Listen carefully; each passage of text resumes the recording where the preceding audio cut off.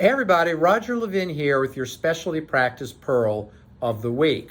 So this is another one in my series on five-star customer service. I hope you're really moving in that direction. And in this one, we're going to look a little bit negative. In my new video book called Wow Every Patient, How to Build Five-Star Customer Service, where I go through the strategies, one of the chapters focuses on what do you do when a patient's not happy. Now, the first thing you need to know is that the patient's not happy. And how do you know that? Not everybody tells you. I remember taking a course with a brilliant customer service expert in the 1980s, Michael LaBeouf. And big kick in my life was he wrote a great book, and many years later, I actually got to lecture with him at a dental meeting. The two of us shared an all-day meeting on customer service, which was really exciting for me because I learned a lot from Michael. And Michael talked about customers voting with their feet. They don't always tell you they're unhappy, but they may never come back. And today, they can write bad reviews, they can say bad things to referring doctors, and you won't even know about it. So the first question you ask every patient every day, every time when they come up to the front desk is, how was your visit today? The front desk person asks that because they are more likely to get an answer.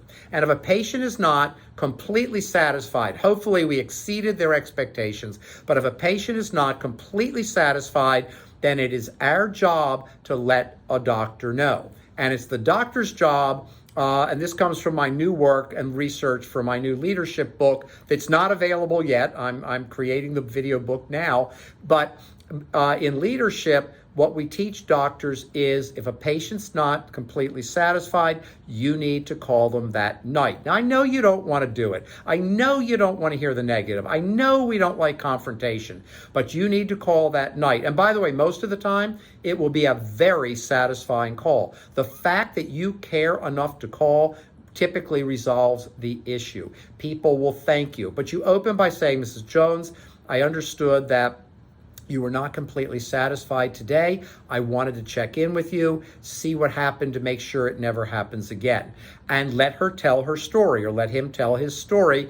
Let them talk, don't interrupt. But most of the time, by the time you call them, it wasn't so bad. Most of the time, it really wasn't so bad. But if you call, you overcome the negative, you create a positive. This goes to my philosophy of the 4 steps of customer service. Step 1. Never blow it.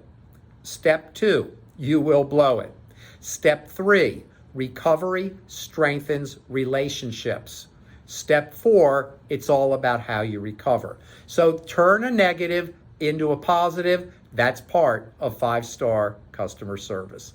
As always, I wish you increased practice production and referrals every year, and I'll see you next week.